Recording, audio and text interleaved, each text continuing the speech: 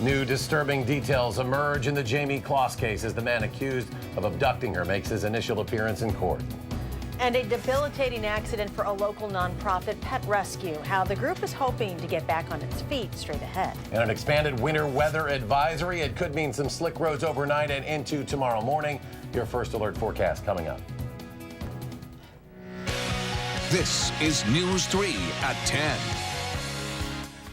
Thank you for joining us tonight. For the first time, we are hearing the 911 call made immediately after Jamie escaped from her captor in northern Wisconsin. Jeannie Nutter was walking her dog on the road when she says Jamie came running up to her.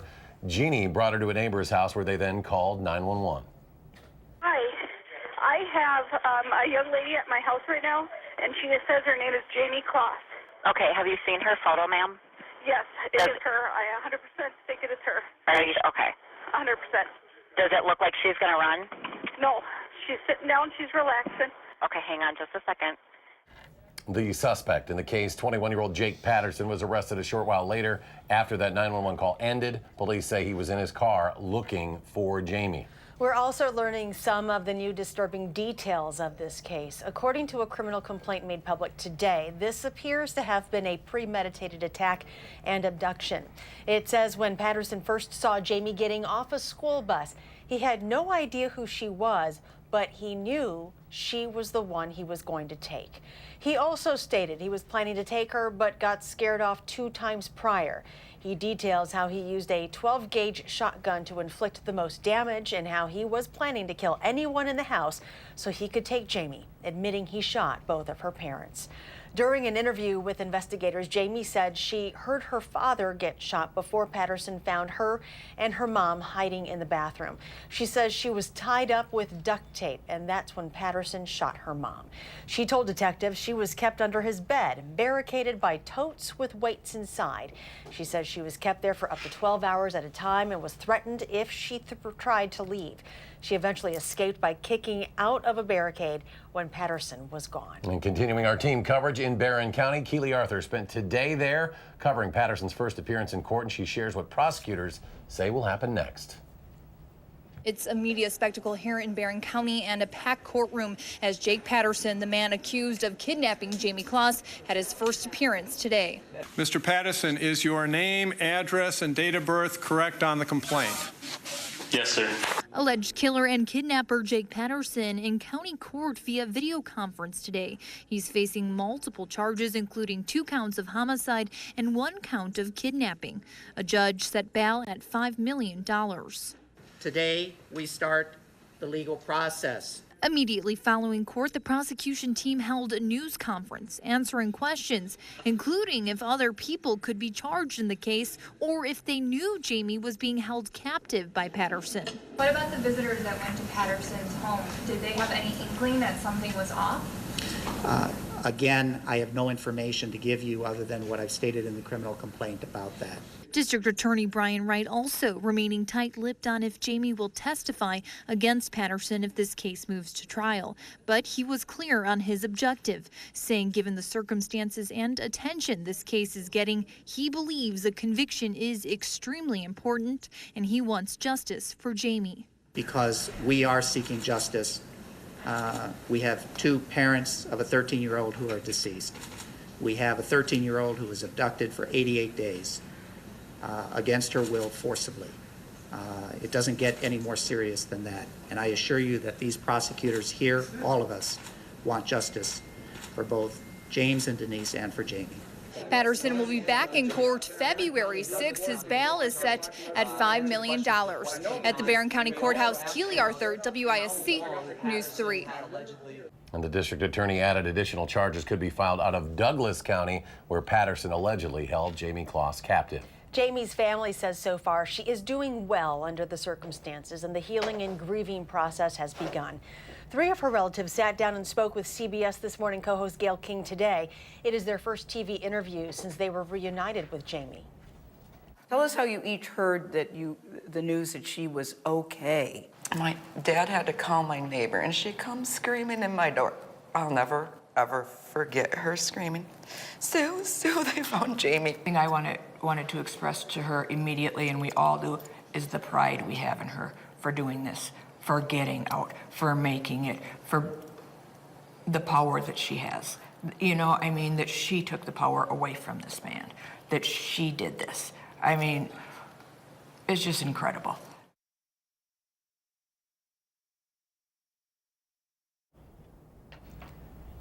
Be sure to stay with News 3 as this case continues in court and we learn more about Jamie's escape. CBS This Morning will also have continuing team coverage tomorrow after News 3 this morning. Well, another big story, the weather. We're keeping an eye on the roads tonight as a winter weather advisory is now expanded. Could mean some slippery roads. Let's check it out with Chief Meteorologist Gary Canolfi, our first alert forecast. Gary?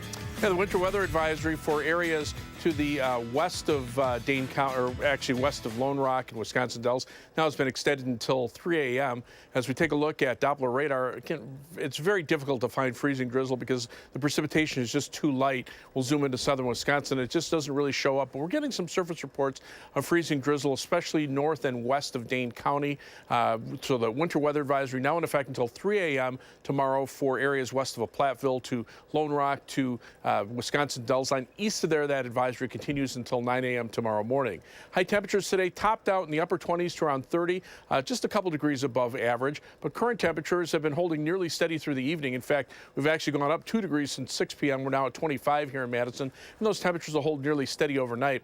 Now, there could be some areas of fog. So far, the fog not terribly thick. We're seeing visibilities generally around 5 miles, a couple of places with visibilities less than that, and that's where the freezing drizzle possibility could be a little bit higher. Otherwise, by tomorrow morning, temperatures should be in the mid to upper 20s. Look for the fog and freezing drizzle to end tomorrow morning. Skies will remain cloudy through the day with a high temperature of 36. That's your first alert forecast. All right, Gary, thank you. Everyone is safe tonight after bringing rescue animals. A van bringing rescue animals from Alabama crashed on some wintry roads yesterday. That does include the safety of the animals. Amy Reed talked to the people who were driving, and they said this is one of the best things that's happened to them. Amy? Yeah, it's almost hard to believe how positive these two women are being, considering what they've been through. But they said because of the way people helped them out of it, it's been moving. Here's what this looked like. This van that's tipped over was carrying almost 20 cats and 40 dogs that were being rescued from shelters down in Alabama. They were en route to Frosty's Foster Rescue in Beaver Dam. Two women from Middleton were driving the animals up, something that they've done multiple times before, when the slick winter roads got the best of their car. They said it was a scary experience, but afterwards, so many people came to support them from all around the upper Midwest that it became a life-changing experience. As much as we wouldn't want the accident to happen, in hindsight, because we're all okay and all the animals are safe, it may have been the best thing that ever happened because of the outpouring of people caring.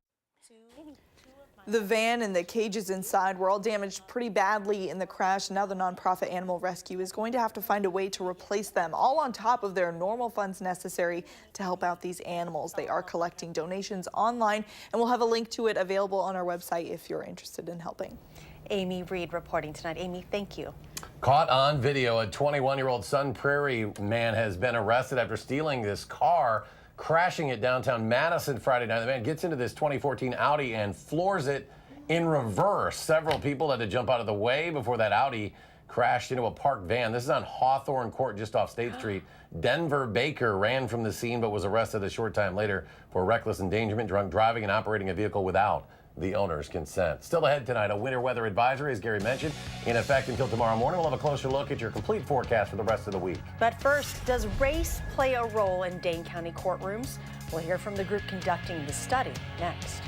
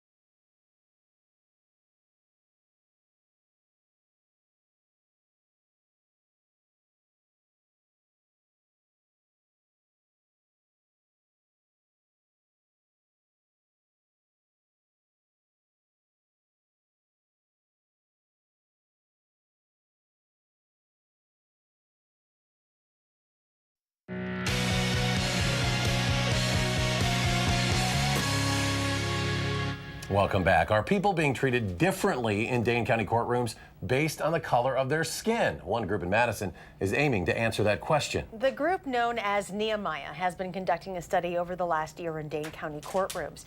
Jamie Perez spoke with the group to find out how they're working to educate all of us on racial disparities in our criminal justice system. There is a price to pay. You knew if Mr. Faber had ever used cocaine. The state has not yet filed a criminal complaint. There's no winners that leave the courtroom here today. Most people don't want to find themselves in a courtroom. Thank you all for being here, as much as you wish you weren't here. Benjamin Cortez probably didn't either. But driving 100 miles an hour down Midvale Boulevard and killing someone got him here. And in a way, it got Sandy Rennerty here too. But unlike most of us, she wants to be here. Sandy's a courtroom observer and volunteer with a local group known as Nehemiah. It's her job to make sure people who do end up here get justice. She watches how the prosecutor, victim, defendant, and judge act throughout the process and takes notes. General details about the case or about the defendant in the case, and then as well as our observations. Those notes are given to this Justice Project coordinator, Karen Reese. Are they by the book? Are they following procedure? And are they giving defendants and victims the best justice that they can get? Justice, the reason behind all of this. We have seen a handful of cases where we can identify specific racial differences in the way either plea deals were offered or the way the judge handles the case. So looking at same charge, similar age and demographics of the defendant, where the only difference is race. Whether you're black, white, red, or purple, race is how we got here. I mean, report after report, statistics show us that it's an issue in Madison. Reverend G is the founder of Nehemiah. He's been studying justice and race for years. It can't just be fixed by one organization or one branch of the government. It's got to be everyday people caring about everyday people. Nehemiah has about 30 volunteers who act as courtroom observers. They go into sentencings, hearings, trials, and just sit, watch, and take notes. So far, they've collectively sat in on more than 200 cases over the past 7 months. They don't have enough data yet to notice any trends or draw any conclusions, but what they have noticed. I will say that I've seen a couple of times where very similar cases, where one person was African American and one person was white, had very different sentencing recommendations from the prosecutor's office. Since the year 2000, of all the people who went to prison based on this data, the numbers of black and white people are split nearly 50-50. Wisconsin only has a 7% black population.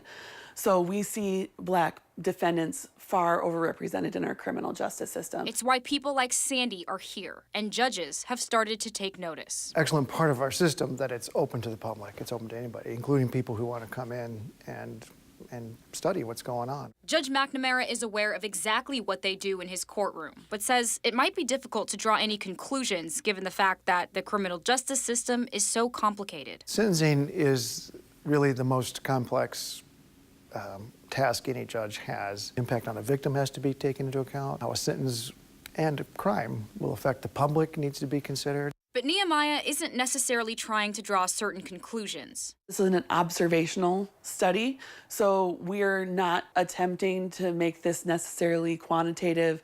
We're not attempting to compare one judge against the other. We're merely observing how does this system operate in comparison with how the system's supposed to operate. It's particularly focusing on the difference they can make by having people on the defendant's side. It makes a difference to them when they see supporters in the courtroom. That's the next part of the study. Once they've eventually had enough courtroom observers with enough experience, they become courtroom advocates. And the judge actually sitting on the bench saying, well, I see that you have great representation, that you have people who believe in you, you have people who understand that you are more than what's on this rap sheet in front of me. You might be wondering, does support on a defendant's side really make a difference? Sandy seems to think so. We're coming to notice that we think our presence helps people be aware of implicit bias that might be there. Judge McNamara, on the other hand, says it's still too complicated to know. On the other hand, we see a lot of people who come from fully intact families, fully supported all the way through, and they can't seem to stop themselves from committing sometimes very serious crime. Maybe it's too soon to really know. Maybe there is no way to know, no matter how many cases they sit in on. For now, they can conclude one thing. When we see what they really experience, it can be really eye-opening. If anything at all, it's a learning experience, one that Judge McNamara even encourages as a way to help better serve that justice. It's good that we have people that care enough to volunteer the time and put in the effort to try to educate all of us on how things are working and how things could work better. In Madison, Jamie Perez, WISC News 3. Nehemiah will continue compiling data and will post their findings on their website when they have enough to make a full report of their observational study in late spring. Now, if you'd like to volunteer to be a courtroom observer, you can sign up by emailing justifiedanger@nehemiah.org or simply visit their website, nehemiah.org. Chief Meteorologist Gary Canalti joins us now with a look at our forecast. Gary? Well, we're continuing to watch the possibility for some freezing drizzle tonight. An alert day remains in the forecast for some freezing drizzle, patchy fog, and perhaps even a few flurries. Could lead to some slippery road surfaces out there. Freezing drizzle just not picked up very well by Doppler track, and right now, other than a few flurries showing up, there is some freezing drizzle according to surface reports, but we're not getting widespread reports of that. Winter weather advisories remain in effect overnight. They've actually been extended across the western part of our viewing area through 3 a.m. tomorrow morning. From about Lone Rock and Wisconsin Dells eastward, that advisory runs until 9 a.m. tomorrow morning and extends down into northern Illinois. Fog also a little bit of an issue tonight. Not dense fog, but we're seeing visibilities in the 3 to 5 mile range with temperatures below freezing like they are now. You can see temperatures mainly in the mid to upper 20s. Even if you're not getting freezing drizzle, some fog could dampen the road surfaces enough to cause a little bit of slipperiness as well. Snow, that's one thing that we're lacking here in southern Wisconsin. The weekend storm brought quite a bit of snow to our south. Parts of Missouri got anywhere from 10 to 20 inches of snow. That snow made it about to the Wisconsin-Illinois state line and just stopped there. To the north, another weather system brought some accumulating snow there. That was in addition to the storm before that. And here in southern Wisconsin, we're just kind of high and dry. Now, toward the end of the week, another weather system, very similar to the storm that occurred to our south this weekend, expected to follow almost in the same general path. The U.S. GFS computer model showing the potential for several inches of snow. This is mainly from Friday night into early Sunday morning across southern Wisconsin, and you can see about a 3 to 4 inch range according to the GFS computer model. Farther to the south, those amounts closer to the 5 to 6, 7 inch range across northern Illinois. The European computer model, very similar. Heavier amounts of snow across Iowa and Illinois, maybe a little bit less as far north as Madison, but this would be a storm that at least could bring a couple of inches of snow here should it shift farther north. And sometimes if a storm intensifies more than forecast, that could increase our snow totals here, but again, that's still toward the end of the week, late Friday into Saturday. Live view from the Edgewater Sky Cam in downtown Madison, not seeing much in the way of fog or freezing drizzle around the Capitol. High today 30 degrees, low temperature at 23. Right now we're sitting at 25 degrees with mostly cloudy skies, humidity at 85%, so there might be a little bit of light fog out there. High temperatures today topped out in the upper 20s to around 30, a few degrees above average for this time of year. Upper level winds still from the northwest here, but notice the southern branch of the jet stream. A storm system developing in the southwestern part of the country will eventually move eastward, and that's will be the weather maker for the end of the week. But before that happens, temperatures will be pretty close to average. There is a weak cold front to our north and west that'll drop temperatures by a few degrees once it passes sometime tomorrow afternoon. That will drop temperatures to around 30. Notice it's a little colder up near the U.S.-Canadian border, but we're not seeing a lot of bitterly cold air yet, but it will turn definitely colder at the end of the weekend. Winter weather advisory till 3 a.m. tomorrow morning west of a Platteville and Lone Rock to Wisconsin Dells line. East of there, that advisory runs until 9 a.m. tomorrow morning. Overnight, temperatures staying in the mid-20s with some fog and some freezing drizzle. Tomorrow's high temperature at 36, so the freezing drizzle should end in the morning with temperatures above freezing. That should improve the road surfaces. On future track, lots of clouds, some fog, freezing drizzle overnight. Temperatures mid-20s by morning. Highs tomorrow in the mid-30s. You can see clouds lingering for much of the day. Tomorrow night, clouds in the evening will give way to some clearing skies overnight. That will allow temperatures to drop into the middle 20s, and then high temperatures on Wednesday topping out in the upper 20s to around 30 degrees. 7 to 10 day forecast, temperatures a little colder again for Wednesday, back up to 32 on Thursday. There's that late Friday to Saturday weather system with some snow. Colder with lows down to 3 above 0 and highs only around 16 on Sunday. And then toward the end of next week, another chance for some light snow. All right, Gary, thank you. Thanks, Gary. Packers head coach Matt LaFleur picks his new offensive coordinator. The story coming up in sports.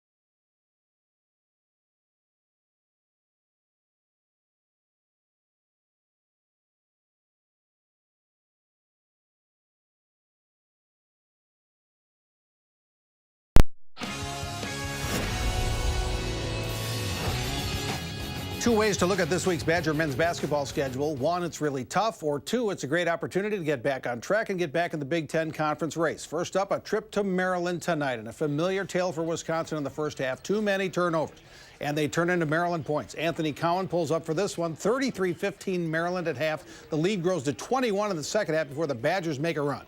Ethan Happ has 4 fouls, but Nate Reavers hits 4 threes, 18 points for Reavers. The Badgers come back to tie it at 57 with just under 3 minutes left. And how about one more huge three? This one by Brad Davison to give Wisconsin the lead 60-59, but it's a heartbreaking end for the Badgers. 45 seconds left. It's Cowan with a long three and the lead 62-60 Maryland. After a free throw, the Badgers need a 3 to tie with the final possession. Reavers gets a great look from 3. And he finally missed one. Maryland gets the rebound and survives. Final score is Maryland 64, Wisconsin 60. Happ had only 10 points, didn't shoot a free throw tonight. Demetric Trice had 13 for the Badgers, who lost their second straight Big Ten game to drop to 11-6 overall, 3-3 in the conference. Badgers back home for their next game. They'll face second-ranked Michigan at the Kohl Center Saturday morning at 11. Here's the shot of the night in college basketball. Syracuse's Elijah Hughes from about 80 feet at Duke. It's good. It's a 3, but it probably should have been worth 4 or 5. And get this, Syracuse knocked off number 1 ranked Duke 95-91 in overtime. The Packers' new offensive coordinator will be Nathaniel Hackett. He was Jacksonville's offensive coordinator until he was fired last November. When Hackett was the offensive coordinator in Buffalo, Mike Pettin was the defensive coordinator, just like they are again in Green Bay. The Clemson football team visited the White House tonight after their national championship. Guess what they had for dinner? McDonald's, Burger King, Wendy's, and Domino's Pizza. Just what hungry 18 to 22-year-olds would want. In fact, the players hooped and hollered when they saw what was going to go on there. Since most of the White House staff is furloughed because of the shutdown, they put the stuff out and ate it. President Trump says he paid for it himself. 2 games on the Prep Mania Game of the Week live on channel3000.com. Thursday, it's Edgewood at Sun Prairie, boys hockey. Friday night, it's Madison Memorial at Madison La Follette, boys basketball on channel3000.com this week. Kyler Murray has put his name into the NFL draft but could still play baseball with the Oakland A's. The A's drafted Murray, gave him a contract with a $4.7 million signing bonus. Murray is a likely top NFL draft pick, but he does have 72 hours to still pull his name out of the draft if he can get more money out of the Oakland A's to play baseball instead. And the New York Jets introduced their new head coach, Adam Gase, to the media today. Now, you want your head coach to have a strong presence on his first day, but Gase didn't look all that comfortable. In fact, social media blew up that his eyes were too open, too wide for too long. If the Jets make the playoffs, no one's going to remember, but of course, these are the times we live in. And we'll be right back.